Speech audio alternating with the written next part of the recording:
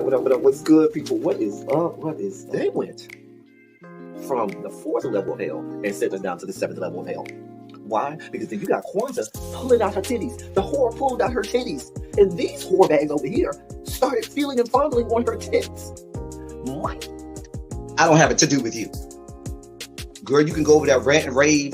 Girl, you can shake all your rainbow bright hair all you want, dear one. I'm not doing this. I'm not doing this with you, dear one. I'm not doing this with you, dear one. I don't have nothing to do with you, and I'm done. Baby, you can scream my name from the rooftops from now till Jesus come back. I'm done after this. Introduced to Tick's meat. Do you see what I see? Did y'all really hello, casting, wardrobe, y'all let him roll up out of wardrobe with these fans on, giving us all of this, thinking we were not going to see it? We have been waiting with bated breath and anticipating all season long for the slightest glimpse, and y'all just put it out there this episode in all of its magnificent glory. Listen, that young man said, baby, you ate on this first date, you giving up the cooch on the first date, okay? Well, you gonna run me my coins. Run me my cooch or run me my coins. Run me my cooch or run me my coins. Run me my cooch or run me my coins. That's our new theme song. That is the new song. Listen, somebody need to put a beat to that. Run me my cooch or run me my coins. Run me my cooch or run me my coins. That's what y'all got going on. Called out Sandcastle. Sand, bitch. Ow. Oh my God, it was so funny, girl. Woo, baby, listen, let me tell you something. This shit started to turn into the precursor for some gay porn. That's what I thought it was. Because Big T is getting all, the voice starting to go deeper and get a little more wet and moist and sentimental and all this shit. And it was real gay at this point. Like, I thought the bitches was going to start. I thought Lil Bird was going to turn Big T around and do him like he did Uncle Cliff and do the grease it up with City Lou and ran right in there. It's not a coincidence that Big T started off the conversation by trying to find out if Lil Bird was fucking Mercedes, which he found out he's not. It's also not a coincidence that he would start talking about prison. Why? Because the bitches was probably fucking in prison. Girl. Uncle Clifford, you better go get your man. Big T got plans for that. What he had on looked like something Big Bird vomited up or something like that. Like, I did not like it. That Big Bird couture he was going for, it did not work. Like the pastor of a gay mega church on Easter Sunday. Okay, it was way too much sequins. He had on way too much makeup. Baby, his face looked like Iyanla Vanzant's neckline. Okay, just way too much makeup. Clumped here everywhere on his face. Get it together, sweetheart. Like, you're a big girl, so that gives you a whole lot of canvas. So that was a whole lot of makeup, honey. And Rico looked like he was auditioning to be one of the three kings, or he was auditioning to be the main character on Jesus Christ Superstar. Girl, Wayne, did you have on a blue thong or a blue G-string or something? If you did, I want to see you. Hit me up in my DMs because I do want to see if you have a blue thong or a blue, jock strap or something like that. I'd love to see it too. Anyway, but I liked it with the turtleneck. Now, Troy.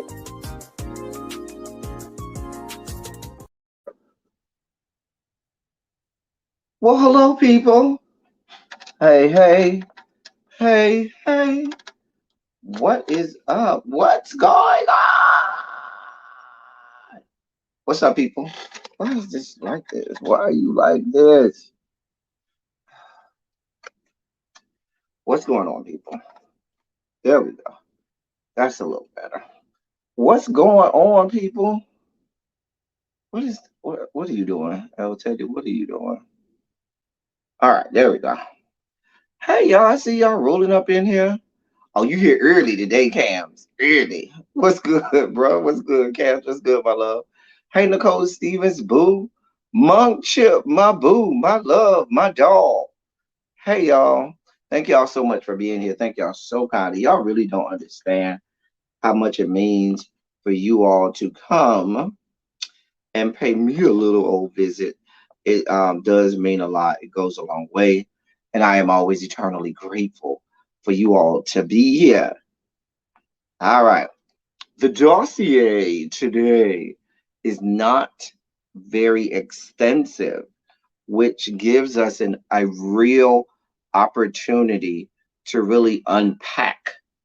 Because we really, truthfully and honestly have really two topics, two things in the dossier today, but that really gives us the real opportunity to unpack them as they should.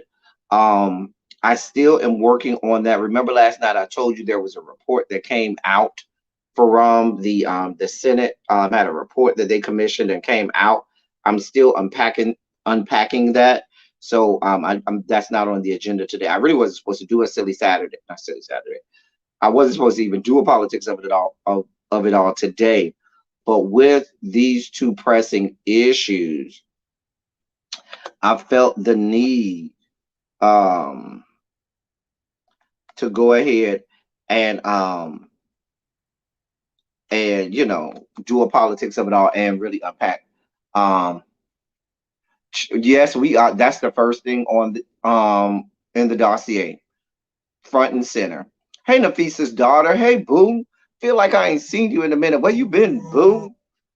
What is going on? What's going on, Harold? What's good? I'm glad you're here, Harold. We ain't started yet. You right on time, bro. You right on time. So I'm perusing some of my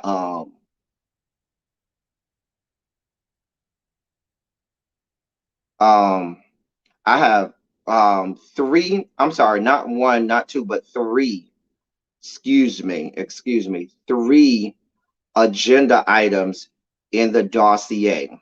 Okay. Um so before you know, things always come across my day. I'm perusing my um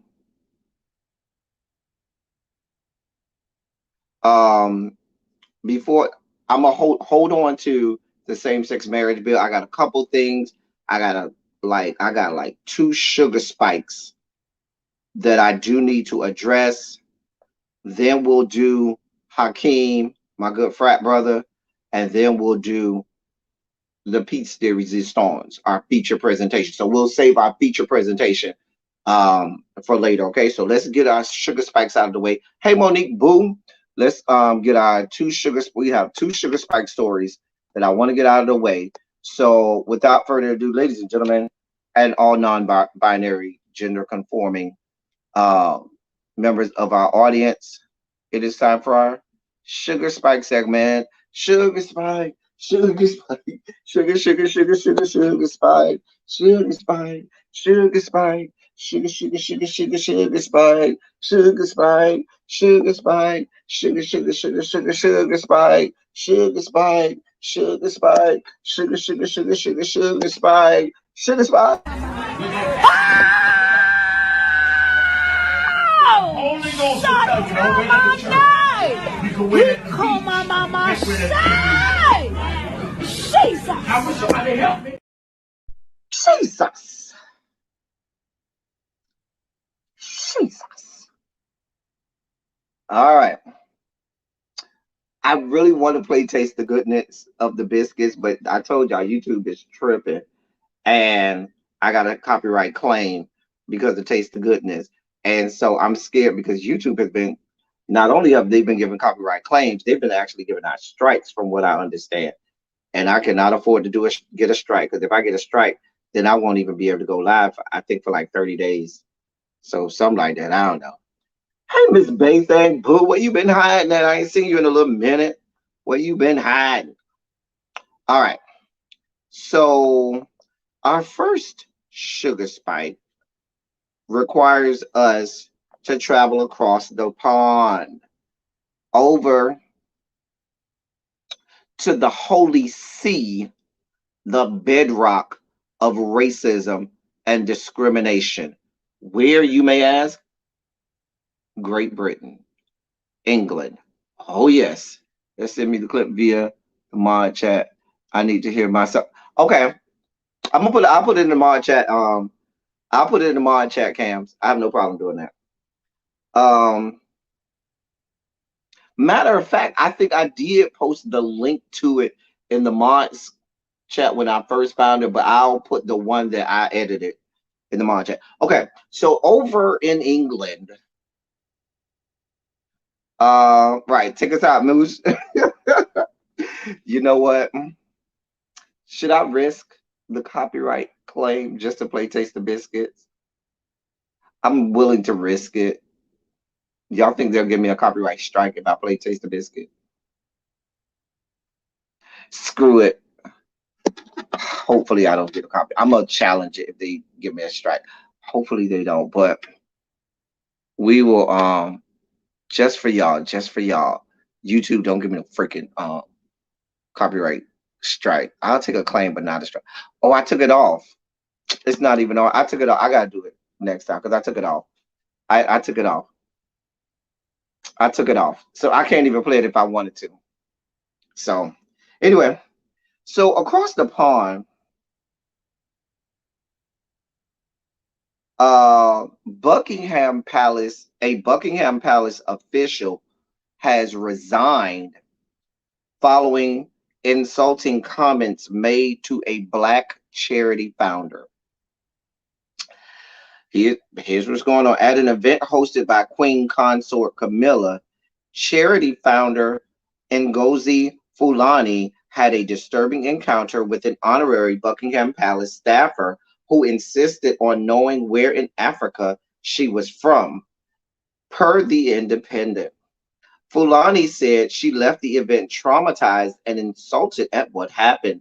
Following the interaction, the staffer resigned from Buckingham Palace staff. At the PWI, predominantly white institution. Well, this is the right. I'm reading the article, so this is the author of this article saying this. Okay, at the PWI, I attended. The black freshmen used to introduce themselves like, I'm Kaylin. I'm from New Jersey, but I'm from Ghana. The little from segment was a way to acknowledge where our African heritage came from before slavery. However, Miss Fulani's interaction felt more like an interrogation rather than a genuine inquiry.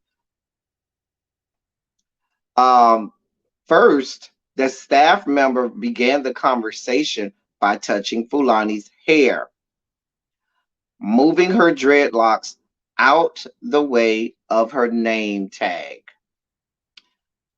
Then they asked Fulani, who is British, by the way, where are you from? Fulani responded with the name of her organization, Sister Space, which supports domestic abuse survivors of African and Caribbean descent. When the staffer asked again, Fulani responded that she was from Hackney, London. Finally, the staffer blurts out what she really wanted to know. No, what part of Africa are you from? Fulani responded, quote, I don't know. They didn't leave any records, end quote. That ain't where the conversation ended. The conversation did not end there. Where's that? I just lost my place.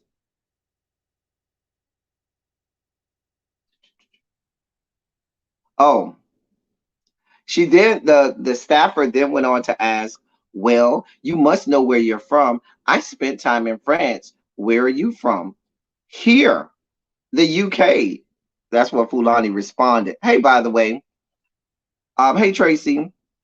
The staffer goes on to say, no, but what nationality are you? Fulani answers, I am born here and I am British. The staffer then says, no, but where do you really come from? Where do your people come from? Fulani responds, my people? Lady, what is this? The staffer then says, oh, I can see I am going to have a challenge getting you to say where you're from. When did you first come here? Fulani then answered, lady, I am a British national. My parents came here in the 50s. When, oh, I knew we'd get there in the end. You're Caribbean? No, lady, I am of African heritage, Caribbean descent, and British. Baby, and that's all the parts of the conversation that they showed us. But my thing about it is, oh well, let me finish the article.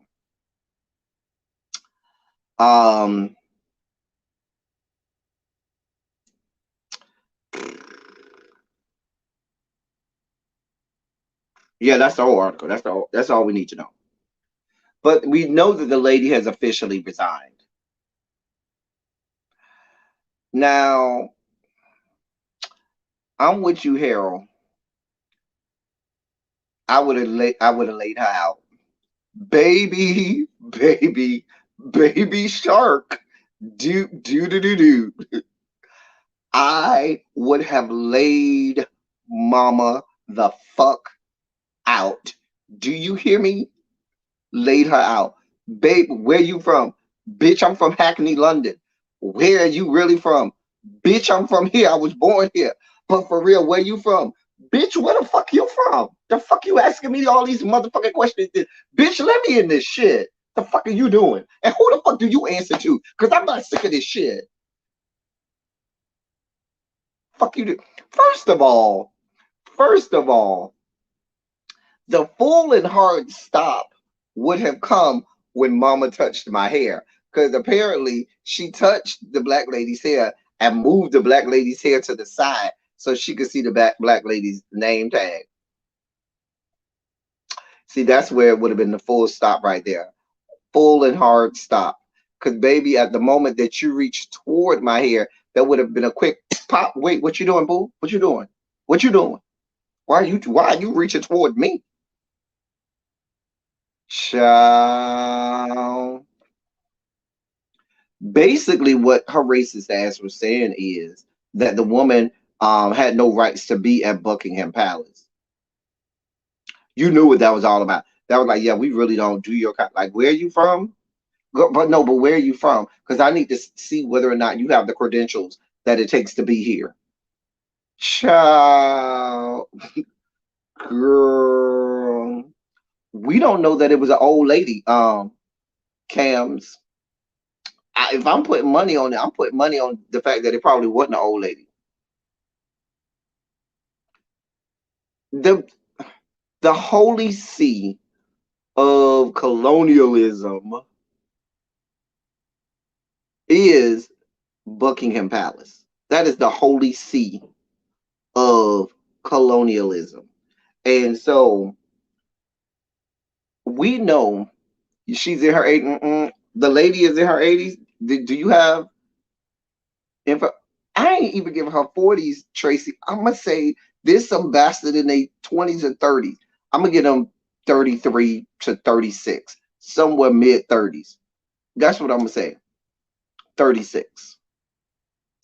I don't care if they 36. I don't care if they're 136. Hey, Tabitha, what you're not going to do when I roll up at Buckingham Palace is first touch my hair.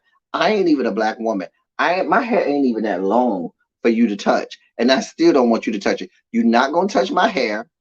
You're not going, Lady Susan Hussey. I'm not doing this. I'm not doing this with you, Cam. You're not going to touch my hair. Then you're not going to keep taking me through the Spanish Inquisition asking me, where are you from? What the fuck you mean? Bitch, I'm from Hackney, London. But really, where are you from?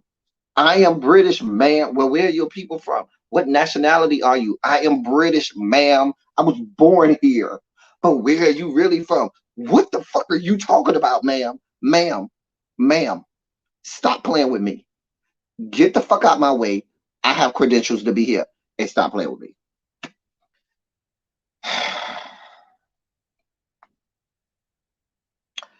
None of us are surprised. I told y'all that Buckingham Palace is the holy see. And when I say holy see, listen, I'm not saying holy CSEA.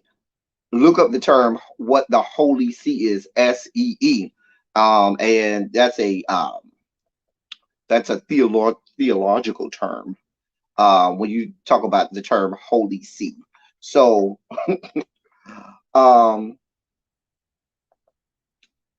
so that's what I mean. If you look up the term holy see, it's the holy see of the Catholic Church is the Vatican. So the holy see of racism and bigotry is Buckingham Palace. So we're not surprised at any of this. I'm not doing this with you. Wouldn't Prince William's grandmother be that dead woman who just died like 2 months ago? Wouldn't that be his grandmother? I'm just saying.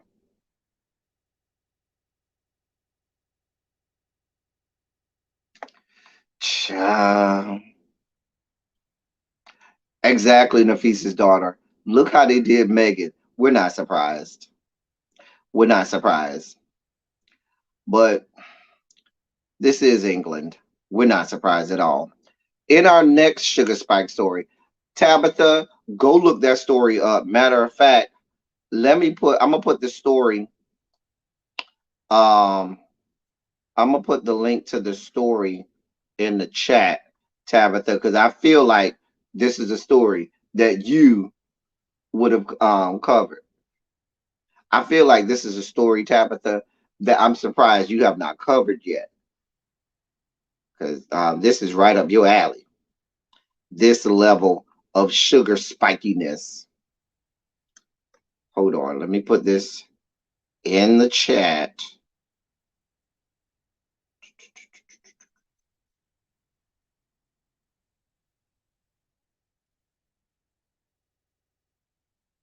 And y'all, programming note, at 7 o'clock, we will all be going over to Really B's channel. She has an interview today at 7 o'clock, so we're all going to be over there supporting her.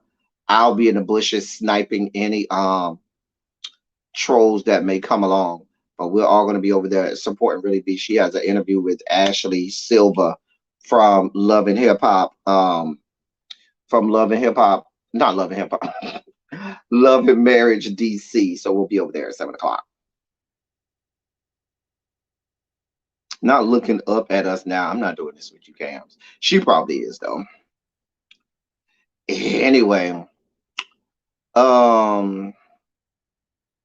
so our next story comes from over here, where racism and bigotry is embedded and threaded into the fabric of what this country is.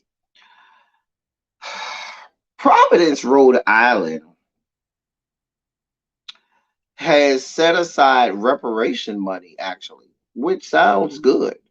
The fact that Providence, Rhode Island is prepared to start dishing out reparations.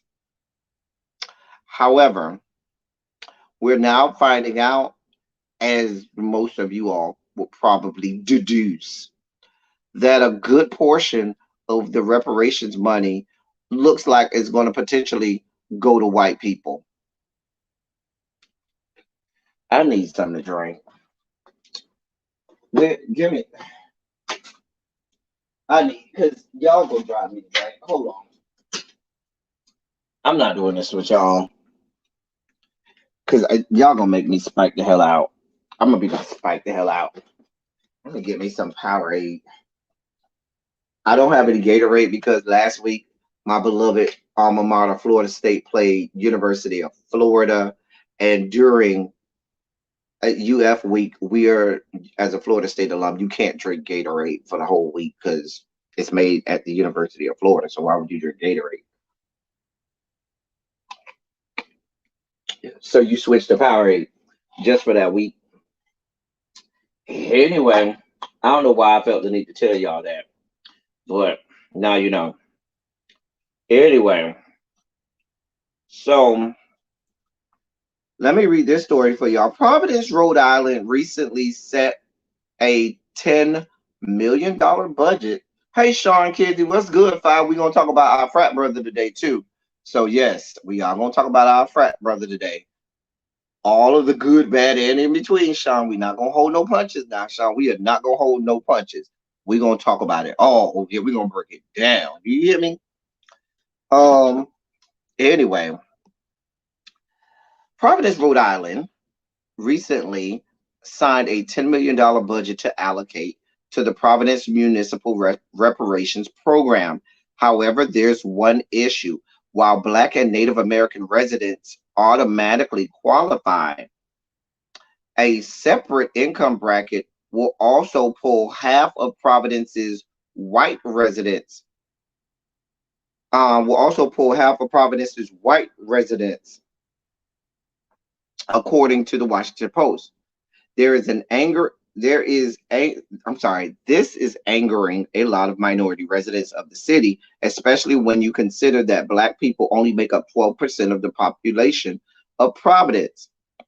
Um, there is a 194-page report done by the African American Ambassador Group that chronicled Providence's involvement in the slave trade, as well as years of racist policies that were inflicted against the city's minority population. The report suggested Providence apologize for its enslavement role and to create a reparations program.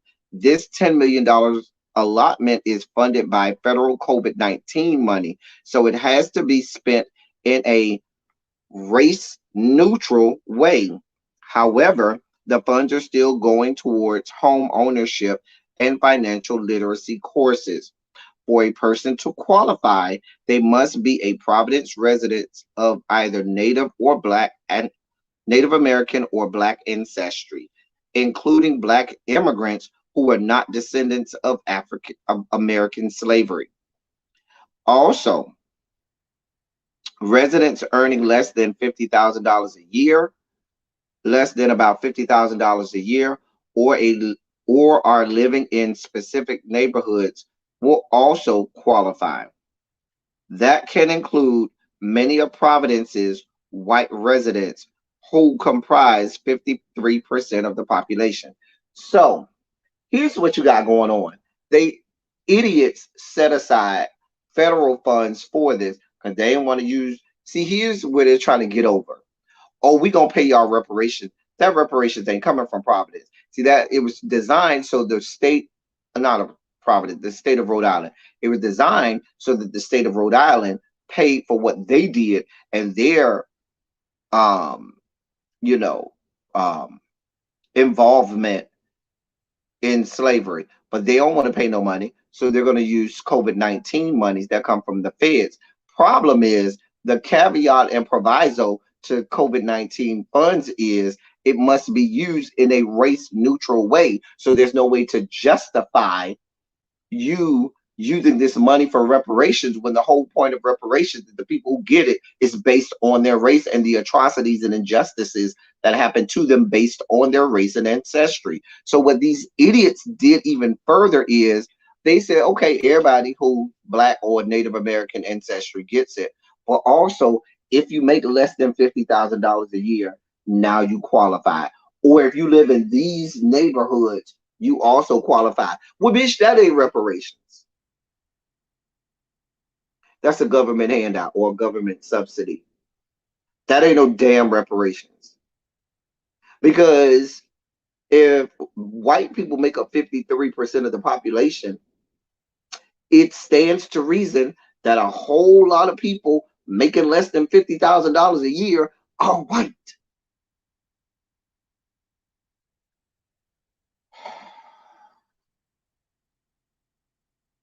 This is what y'all got going on.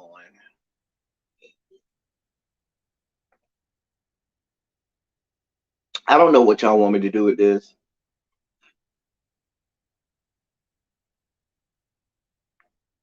No, the problem is they're calling something reparations that really isn't reparations.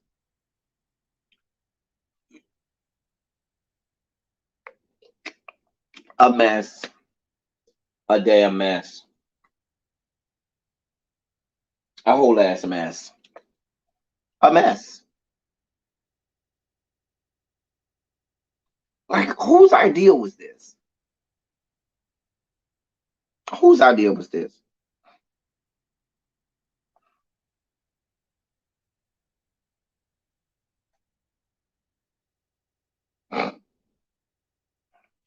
The whole point of reparations is to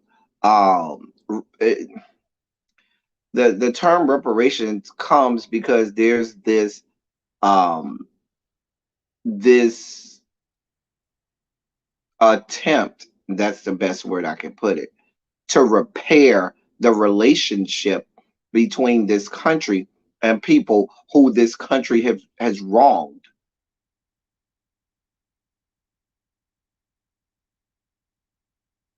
which is why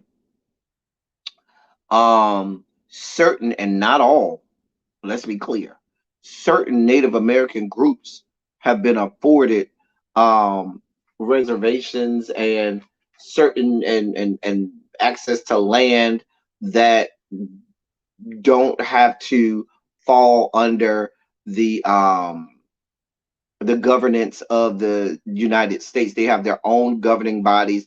They do not follow the laws and statutes and so forth of these yet to be United States of America. That was this country, and it's not even all Native American in Native American tribes, but some of them. And I know we have huge reservations in Florida. It's one of the tribes I can think of is the Seminole Indian tribe. They have several huge reservations. Right at like one of the largest ones. There's one in Miami-Dade County, but it's out west going toward the Everglades. But there's one in Broward County that all of you all are very familiar with. You know that big guitar hotel at the Hard Rock? That is on Seminole, the Seminole tribe of Florida's reservation. That land is the Seminole tribe of Florida. When you step foot on their hotel property, the rules of Broward County, Florida, the state of Florida, and these yet to be United States of America do not apply. When you get arrested at that hotel, baby, you are under you are under lock and key of the Seminole tribe of Florida, and they can do whatever they want. They have their own governing they have their own rules, laws, and edicts and things. So, well, no, the Seminole tribe. One thing I will say, Harold, about the Seminole tribe, and I didn't even know I was going to go down this rabbit hole, but the Seminole tribe historically were darker skinned, and the Seminole tribe was very was well known in the days of slavery for housing or for hiding, I should say, runaway slaves in their tribe because they were a darker skinned tribe of Indians. And so a lot of slaves, when they fled their the plantations and things, instead of going north on the Underground Railroad, they would travel south, especially prior to 19. Florida did not become a state until 1950. Not 1950, 1850. So prior to 1850, if you didn't go north, you went south. And south meant going to Florida because Florida was not a part of the 13 colonies. It was not United States territory. And so a lot of the slaves would hide amongst the Seminole Indians and be able to escape slave patrols and things like that. So, but they were very responsive. They have a huge area they have a couple spots in Miami-Dade County. Matter of fact, the city of Miami was started by two entities, the Seminole tribe as well as the fleeing Bahamians out of the 5 colonies in the Bahamas. I mean, the 5 main plantations, I should say, in Bahamas. So those two entities started the city of Miami. I don't know why I went down that long road, but Harold is not just the ones of the Ivory Heat. I can say that. I ain't gonna lie to it. But anyway, y'all see where this is going. Let me get to our 2 feature presentations. So if you live in the state of Rhode Island, are you gonna get reparations? I ain't gonna call them reparations. I'll say you could get some money. Is it reparations? Not if Becky with the good hair can get it too. I'm just saying. Not if Karen racist ass over there can get it too. Anyway, so that's what's going on in the great state of Rhode Island. Hey, Crispies. They have their own police. Right. They have their own police force, tribal council, judge, jury, everything.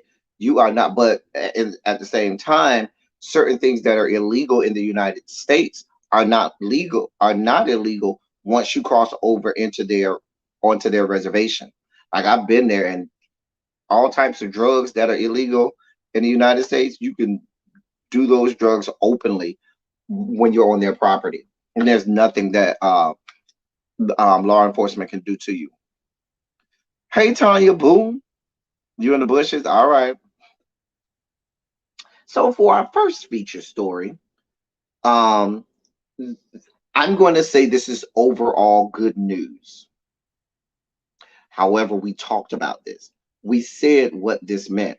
So I'm going to start glass half full first, and then I'll get to the glass half empty part. So congratulations to my frat brother, a great man of Kappa Alpha Psi Fraternity Incorporated. So nice, they named it twice. He becomes the first black person to ever become the Democratic leader of Congress. Well, to, he becomes the first black person to become a leader of Congress, period. But there ain't been no black person on the Republican side either. So um, the um, the Democrats did vote. The Democratic caucus did vote to make Hakeem Jeffries their leader. Now we've seen this coming for a while. Hakeem Jeffries was already number. I think he was number 4. No, he was number 5. He was number 5. It was number 4 or 5. It was Pelosi. Um, why I can't think of that man's name.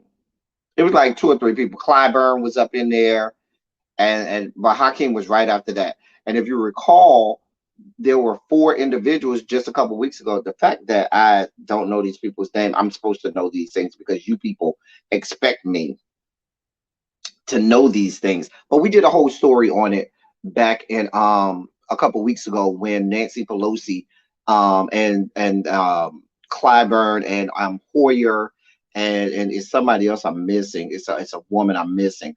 But when the 4 of them decided that they would no longer seek leadership in the Democratic caucus, we knew that it had cleared the path for Hakeem Jeffries because Hakeem Jeffries was the next man up. The thing about it is this had already been worked out. Clyburn is these people are still members of Congress, Miss Sharon. They just decided that they were not going to seek leadership in the Democratic caucus. They would just be regular members of Congress. So Pelosi ain't going nowhere. She's just going to be another member of Congress and won't be the leader of the Democratic Party. At this point, minority leader. So the House, she would be the House minority leader, but in this case it'll be Hakeem Jeffries who will be the House minority leader. Now no, it's not Clark, Tracy. It'll come to me. But this had already been worked out. Now if y'all recall, back in 2018 when the Dems retook control of the House and Nancy Pelosi went back to being Speaker of the House, Nancy Pelosi said, I am no longer, this will be my last term as House leader, and I'm going to pass the baton to the next leadership. I'm just here to make sure everything goes well and here to make sure that we clean up, and get everything structured and organized and clean everything up. Which meant that in 2020, she should have came out. Ain't no parts of that happened. When 2020 came and the Dems kept the House, what did she do? She kept the speakership because you just don't give up being Speaker of the House like that. Had the Dems maintained the House and Nancy Pelosi had the opportunity to be Speaker again, she would not have declined that seat. She would have been Speaker again. But they had already said, if and when the Dems lose the House, Nancy Pelosi is not going. She had already said, I'm not going back down to being a minority leader.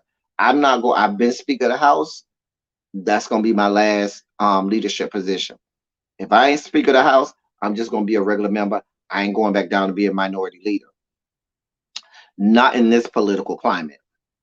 So they had already worked out Nancy Pelosi. You know, Nancy Pelosi is a bully. She goes up in that Democratic caucus and start cracking skulls. Hey, Yana, um, you been in the bushes crafting? All right, boo, go ahead and keep crafting, Yana. So Nancy Pelosi, listen, is a bully. Everybody knows that about Nancy Pelosi. She tries to present herself well in front of cameras, like she's not. She's very, you know. Uh, but baby, when she get in that room, and when they caucus, Mama is a bully. She calls people to the carpet. She don't see Chuck Schumer. Chuck Schumer be with the fuck shit. Chuck Schumer allows people to do all of this fuck shit. That's why you got the Joe Manchins of the world and Kirsten Cinemas of the world. But look over there at the house. When Nancy Pelosi walk up in the room, Mama say every swinging dick and every swinging titty in this fucker is gonna fall the fucking line. You do it, and that's your only option. Your only other option is you getting voted out.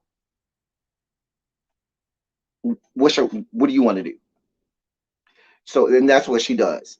So Nancy Pelosi had already said, if I'm stepping down, all you old farts stepping down as well. Because the one thing I will give Pelosi credit for, y'all know we ain't Pelosi fans over here.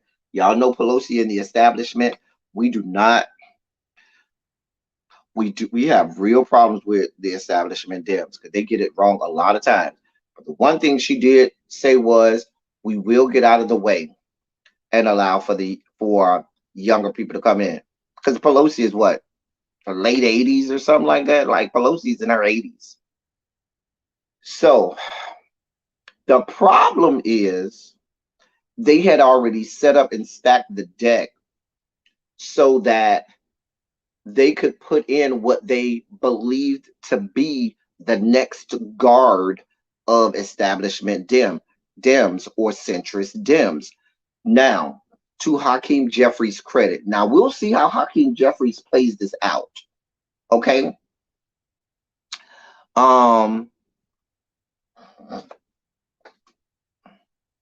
Right, exactly, Cam. She don't play around, baby. Oh, you not voting my way? We will primary you. This is how this gonna go. She'll baby mama come in there throwing bows.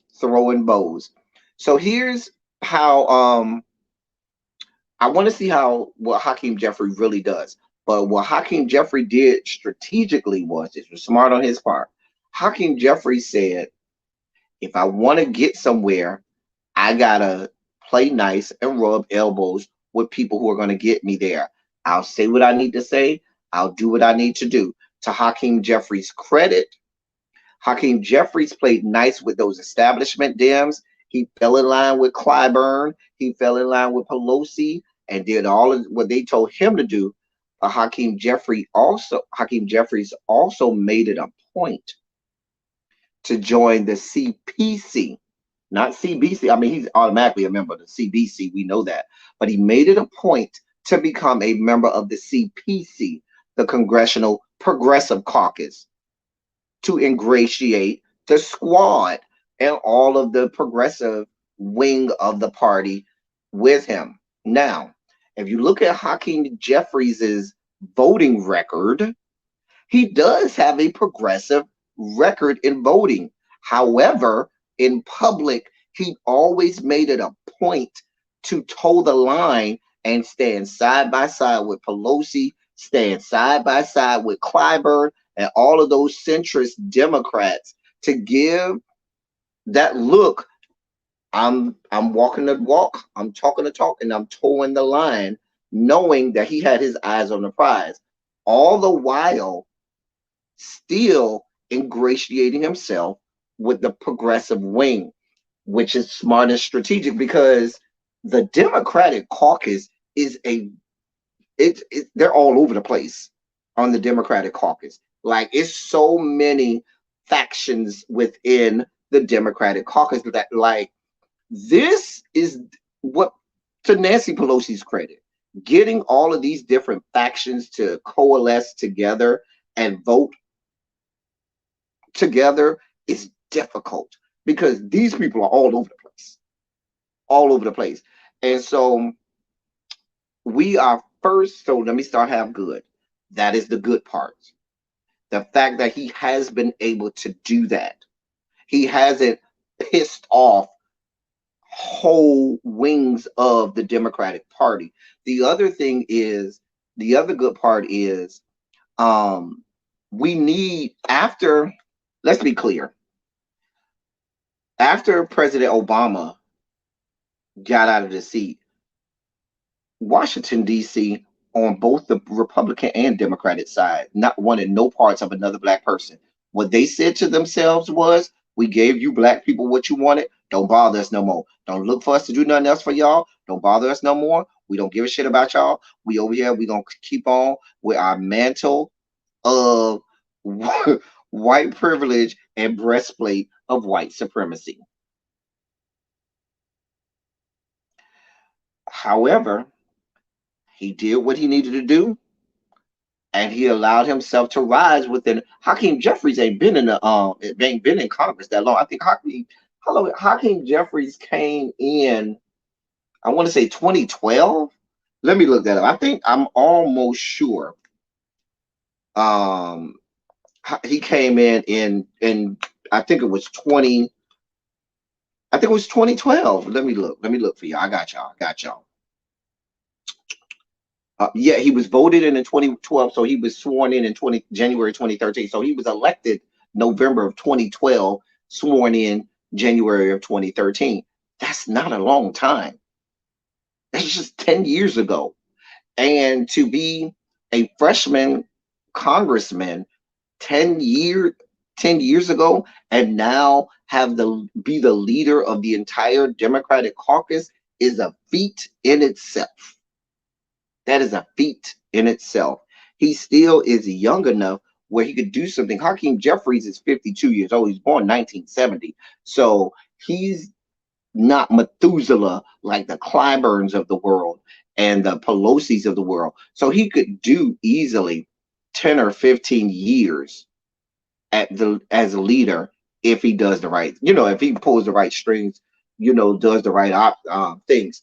Do I think he'll do that long? Probably not, but we'll see.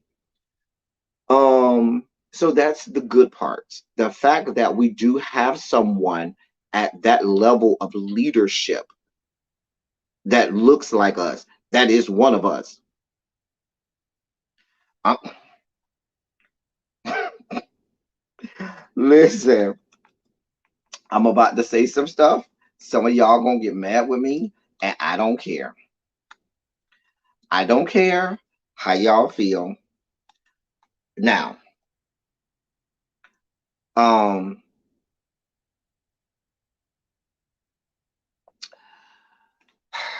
this I'm trying to figure out how to say this the best way.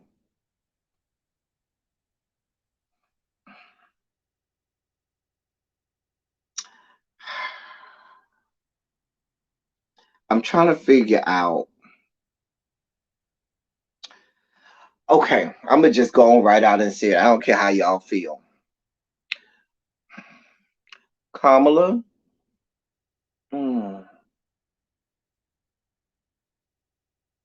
I'm not saying. Let me just put it out there. Kamala over there laid up in bed with the interloper. She over there laid up in bed with a jar of mayonnaise over there. Okay, sure, she went to a HBCU.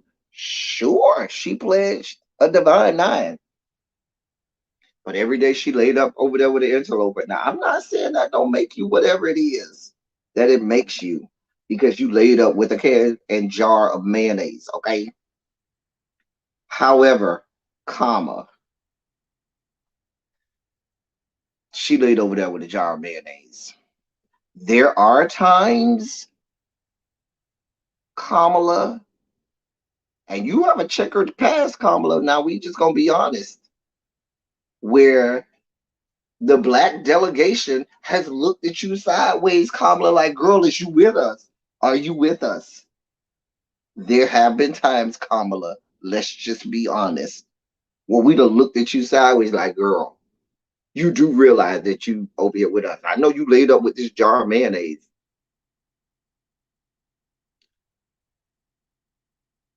I mean,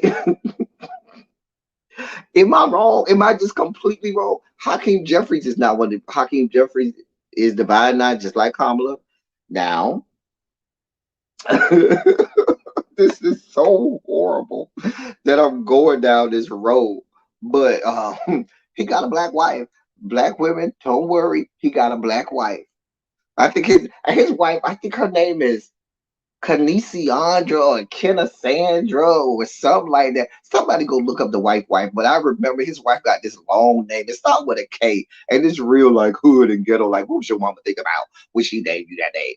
You know, he got real black wife, real. I shouldn't say real black wife, but his wife is black. His children black. He pledged for those divine nine people who want to know did he pledge? Yeah, bro, pledge. He pledged. Oh dear God, why are we like this? Why am I like this? Why are people nice to me? That's the why are people, why are y'all nice to me?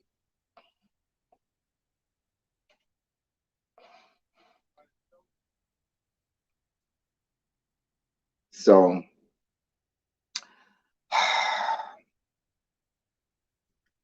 I don't know, y'all. I have no idea. Thank you, Kenna Thank you. Listen.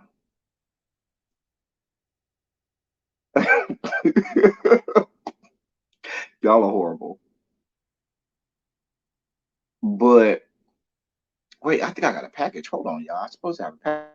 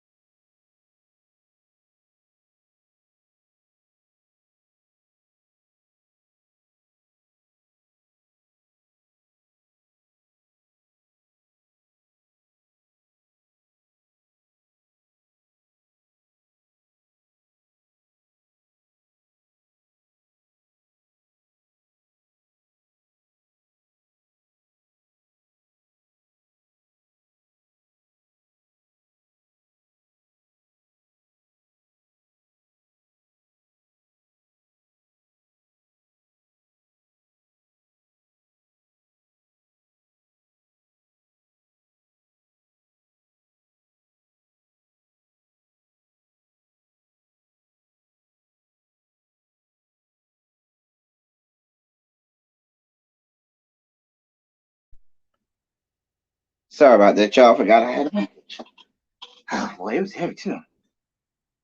Not Latin for kidney stones. I'm not doing this with y'all. Anyway, my point is this. We still on the good parts. Hakeem Jeffrey does have, he's one of us. You know what I'm saying? He's out of what Brooklyn. Yeah, Hakeem Jeffries represents Brooklyn. So he knows the right people. He talks the right talk, but he strategically knows how to move in the right circles to get things done. Now, here's where we get to the bad. And this is what we have to monitor. So let's go glass half empty. Here's what we have to monitor Hakeem Jeffries, because what I warned you all about, go back and look at the tape, go back and rewind the politics of it all. I told y'all that I would be really side-eyeing the Democratic Party if Hakeem Jeffries ended up being the leader of the Democratic Party. Because what does that say? Does that mean that you all are just going to do this hard stance, continuing the same old, staying, trying to be centrist without trying to reach out to the far left?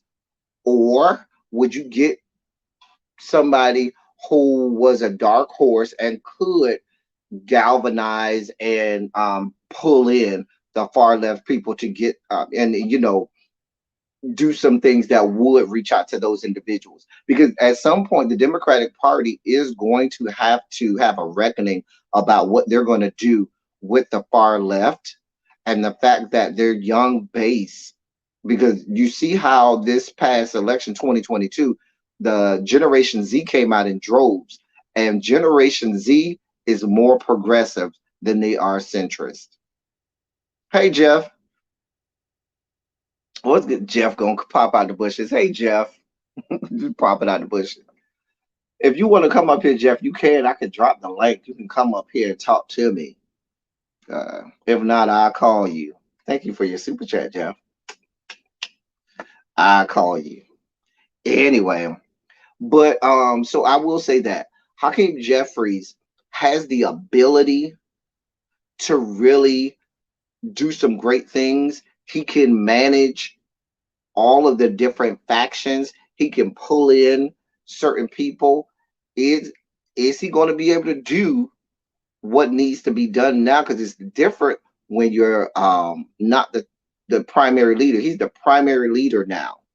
So what that means is he's going to have to find a way to to thread the needle, to toe the line, get the centrists to fall in place.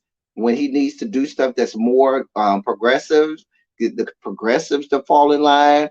When he needs to do stuff that's more centrist, and then get some of those. There are some fringe Democrats like the Henry Cuellars of the world and some of those other yahoos from the sticks that are, that are only Democrats because that helps them out in the area where they are, but they're really Republicans masking themselves as Democrats. And he's going to have to bring those people in as well.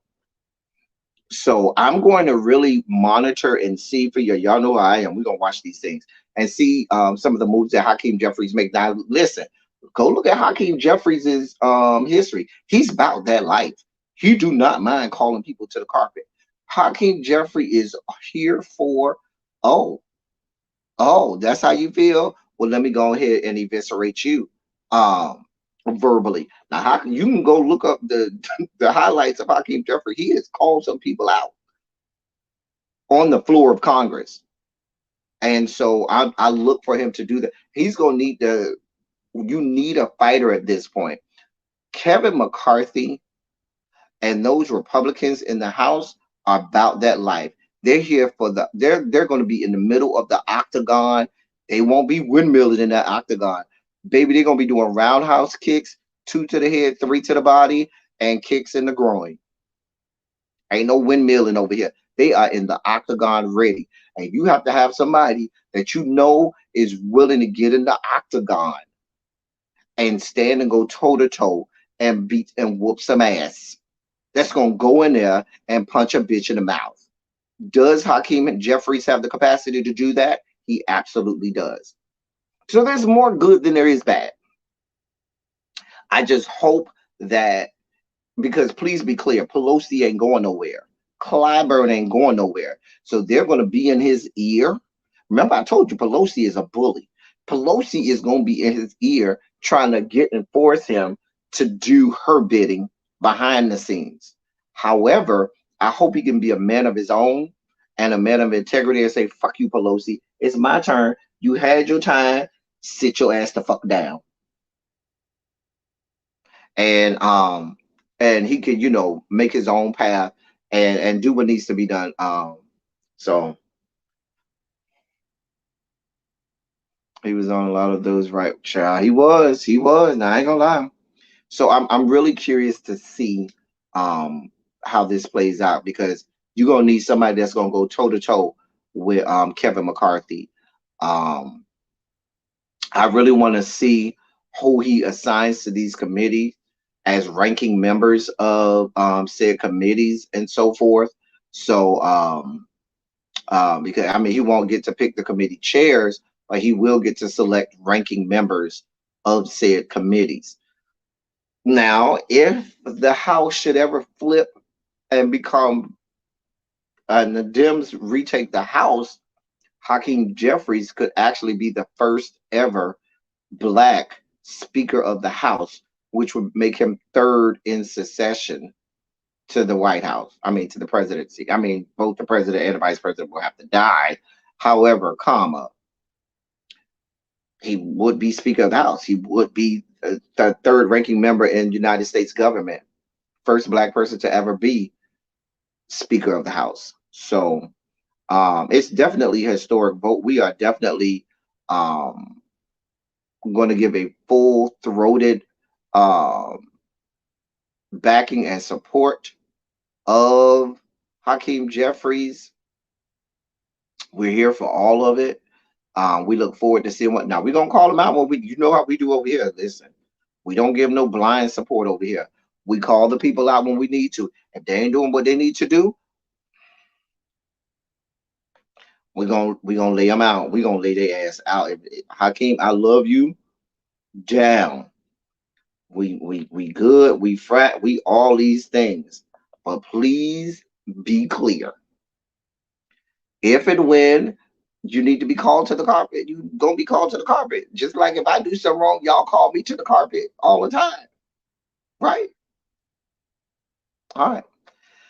So that's our first feature story. Our second feature story today, is the Senate bill that passed last night, the Respect for Marriage Act.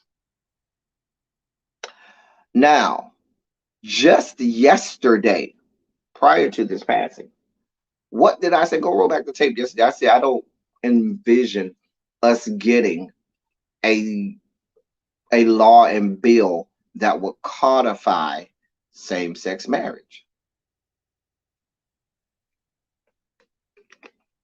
I stand on that today. We did not get that. We got the Respect for Marriage Act.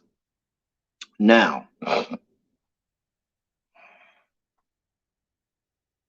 it does not confirm the right of same-sex marriage.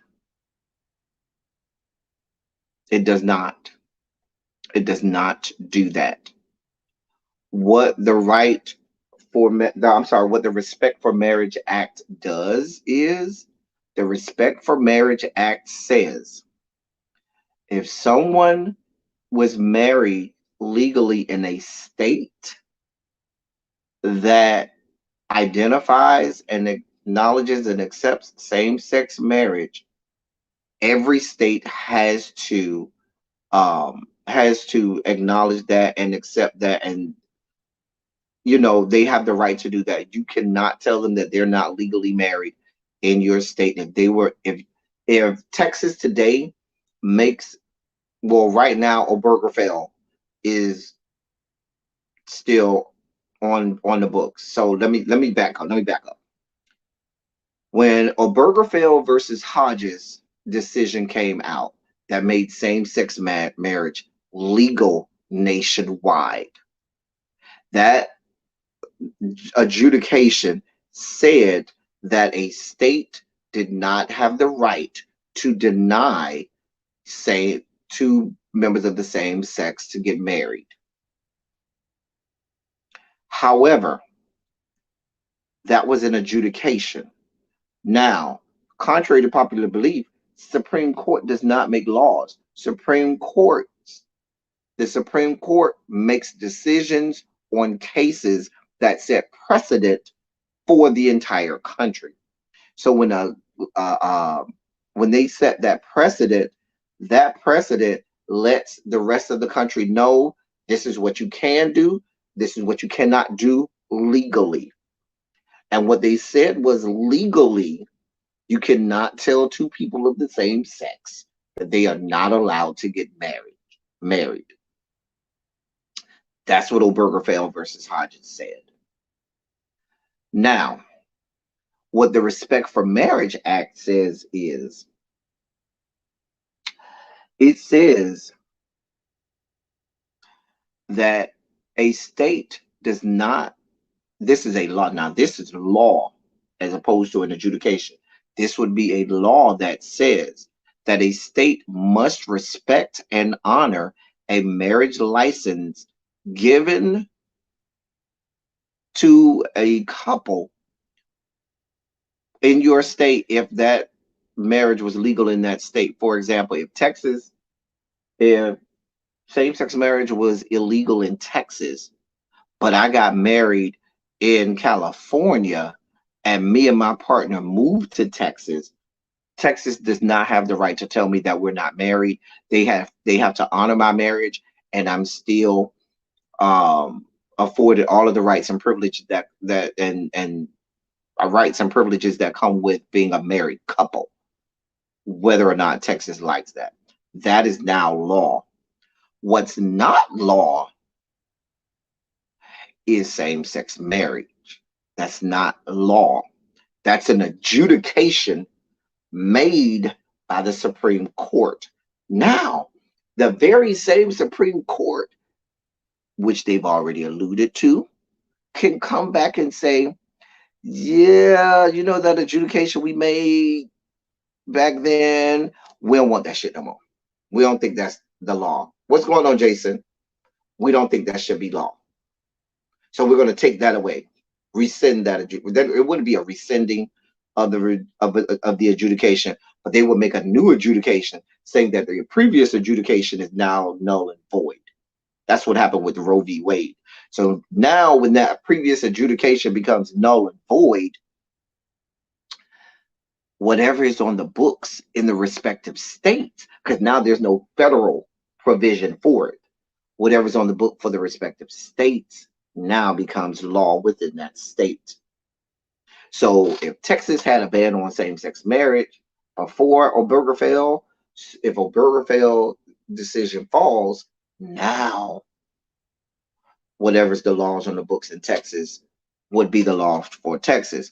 What this Respect for Marriage Act says, even if Obergefell falls, if now that does nothing for the people that was married and has a Texas state license, because guess what would happen to all of those people married in Texas with a Texas state marriage license? They wouldn't be married anymore. However, if you got married in another state and then relocated and moved to Texas, your marriage would count. So that is what this law says. Now, you had 12 Republicans that was it 12? Yeah, it was 12 Republicans that came and voted this into law with the Dems. 12 Republican senators. Now, it's not law yet. It passed the Senate. It will be sent back down to the House, because what the House passed was different than what the Senate just voted on. The Senate saw what the House passed. The Senate said, "Nah, we don't like that shit. We're going to do this and then send y'all what we voted for back down to the House." It's going to pass the House. That I'm not worried about. It will pass the House. And once it gets the affirmative vote in the House, it will then become law of the land. Well, it'll go to the president's desk.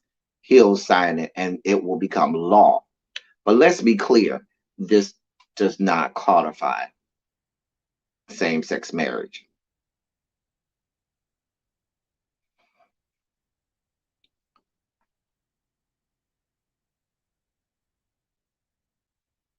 Well,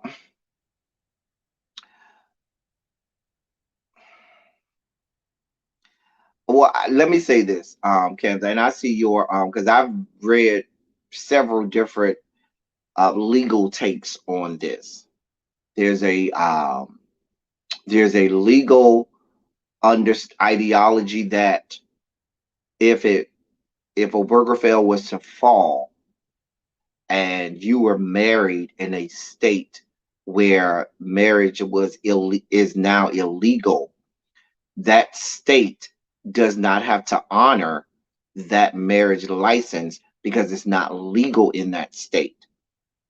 What the Respect for Marriage Act says is that this one state cannot usurp the authority of this other state, because this other state has the right to determine that that is legal. And state over here, even though it's illegal in your state, it's legal over here where it was legal, where that license was legally obtained, and you cannot tell them or terminate that marriage because in your state is legal. So we know the people who got married in another state is legal. Where there is some legal,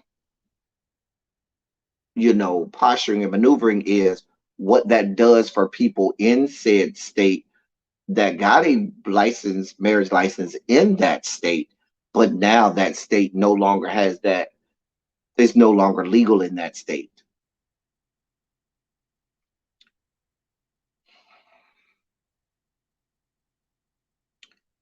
So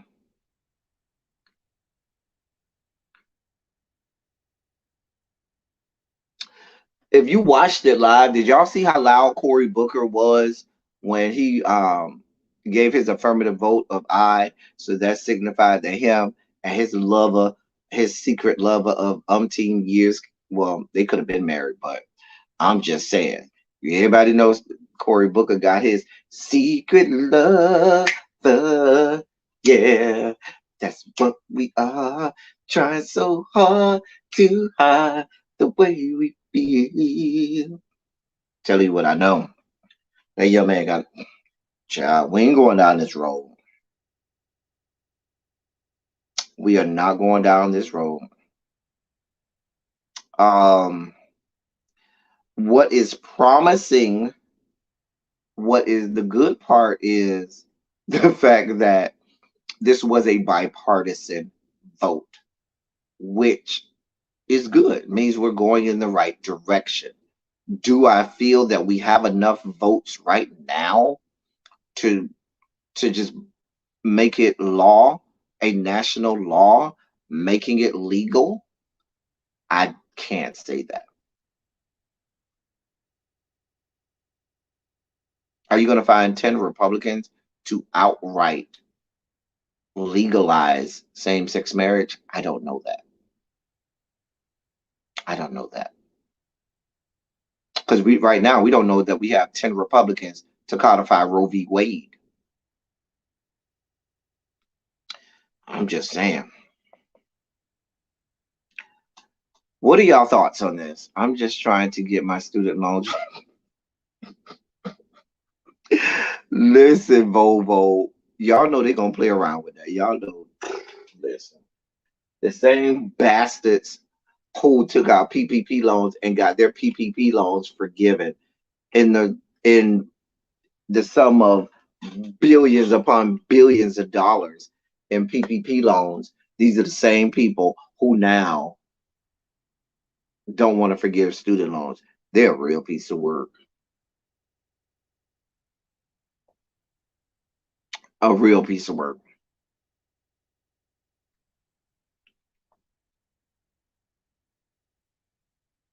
But just a mess.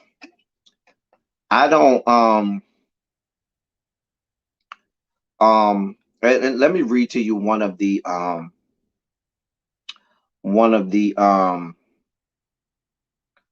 legal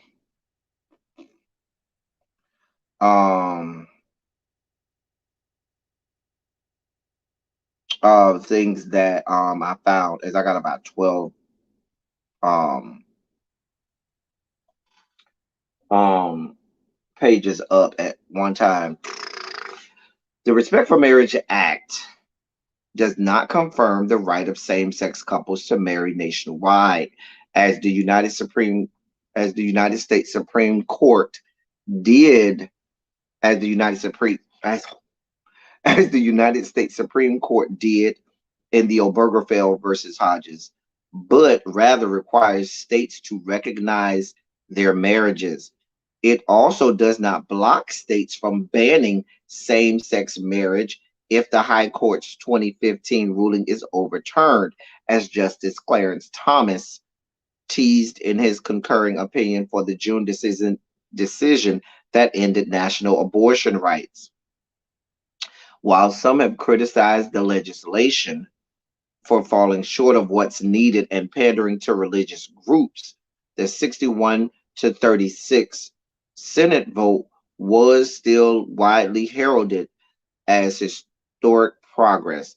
The amended version is expected to pass the Democratic-held House, which initially passed the bill in July before reaching the desk of President Joe Biden, who reaffirmed that he will promptly and proudly sign it. That's not what I was looking for. Hold on.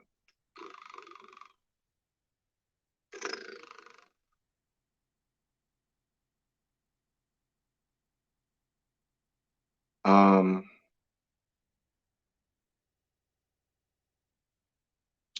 Here it is. Here it is. Key parts. And this is in speaking of DOMA.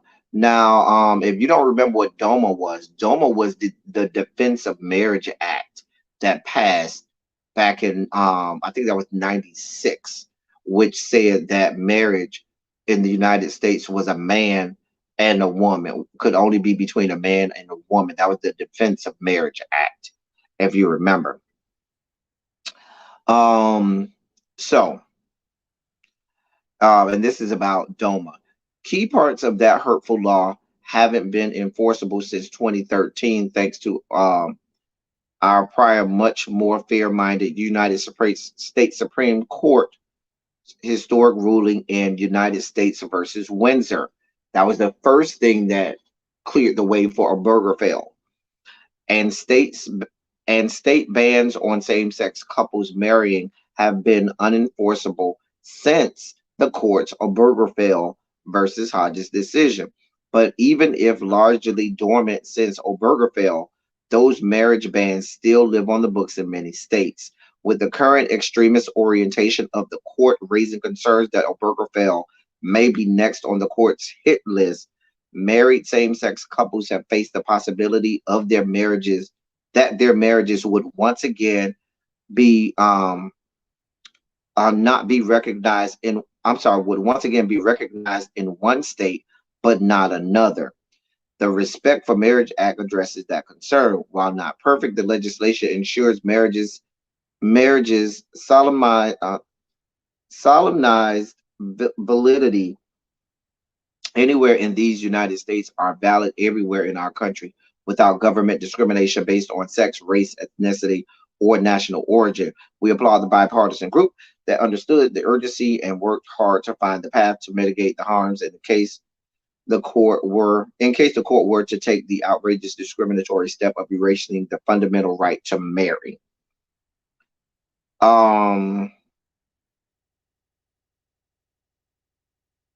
Yeah. Now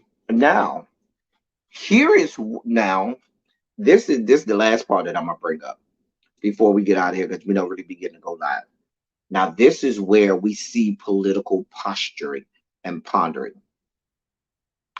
This was a historic act, right? There are people on the Dem side calling out Senator Warnock. Senator Warnock was not present for the vote. Senator Warnock, as you know, is campaigning for, the Senate seat. That vote is coming this coming Tuesday. So he's, campaigning. Many are saying, oh, well, you could have at least flown in, voted, and flown back out. He got the money to do it. Please be clear. He has the money to do it. Of course, the Warnock campaign has said, listen, we were not there because we had to be on the campaign trail. We're trying to secure our seat in the Senate. Some are saying, but you could have, for this historic vote, voted in this, for this historic vote. Now, here's what the people are saying now.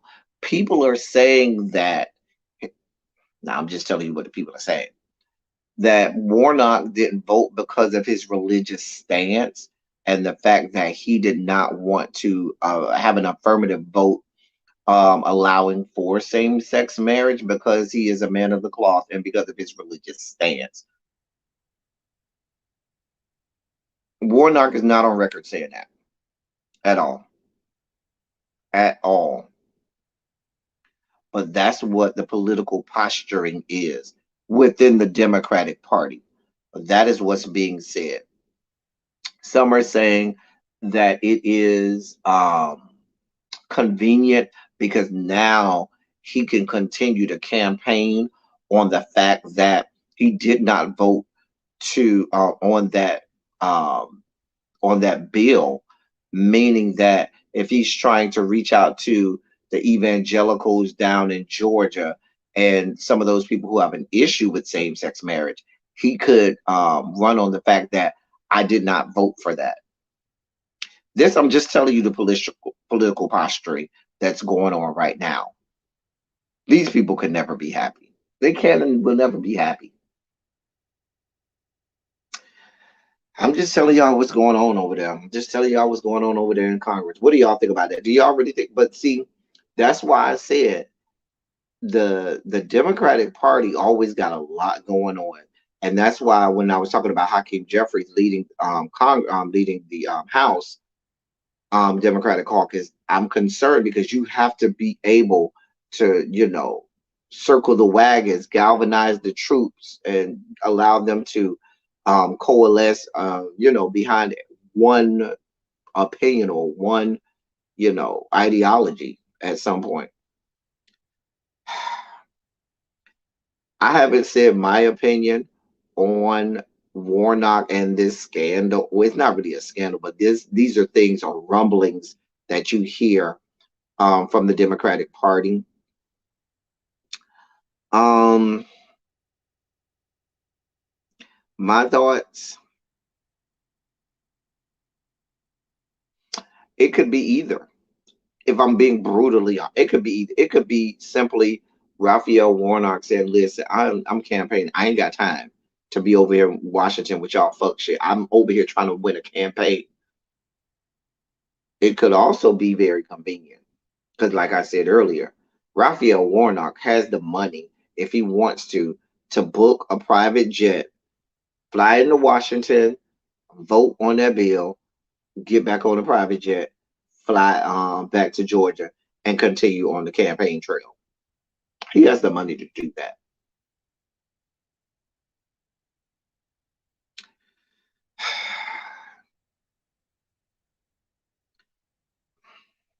It does look very convenient. It's very convenient, very convenient. Um, but yeah. Ew. We'll see. What are y'all thoughts? On the? I just want to know what y'all think about the Warnock part of it, the Warnock part of it, because I find that very interesting. Very interesting. Y'all can put that in the chat while y'all at your leisure, because I really want to know how y'all feel about that. Anyway, but that's the breakdown of the Respect for Marriage Act. Did it codify same-sex marriage? Not so much. Does it protect people who are married now? Yes. Will it protect people married now who live in states that could have same-sex marriage banned? The jury's still out. So, listen, it's about 7 minutes till we have to go over to Really Be. So we're gonna get out of here now so everybody can go take a bathroom break, shake a hand with a friend, and then we'll come back and we'll meet over on Really Be's page. Listen, y'all put some shondos in the chat before we get out of here. We had a great time again today. I love being here for y'all for some politics. Listen, I'm always here to talk politics, and I enjoy it thoroughly. As I always say, I love y'all. I love on y'all. Thank you all for being vocal, present, and active. Thank you for doing what you do. Thank you for any and all contributions that you make to the channel. They are much obliged and much appreciated. We did a lot of heavy lifting today. We broke down a lot of stuff today, and it was my pleasure to do that.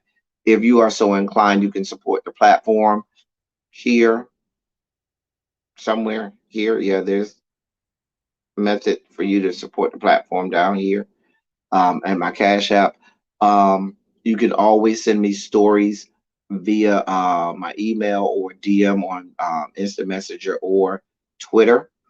Y'all know where to find me. Y'all know we will be having Silly Saturday this Saturday, so don't worry. I will be here for Silly Saturday on Saturday, just so you know. I owe y'all season 3, episode 1 of Blood and Water. So I'm gonna try to get that done over the next day or so. Tomorrow, Really B and I will be doing the Teacher Project 2.0. We've already planned it out. So tomorrow we will be doing Teacher Project 2.0.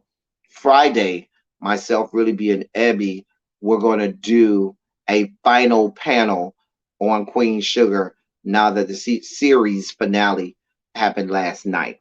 So we'll do that. That's all I got for y'all. Listen, let's get ready to go over to Really B. Thank y'all so much. Y'all could have been a whole lot of places, but y'all decided to be here with me. And y'all always loving on me. And I love y'all for the love that y'all give and show me. Thank y'all so much for the love and support. I'm here for y'all and y'all are here for me. That's all I got for y'all. Until next time, thank y'all for coming. Y'all drive safely. I'm out.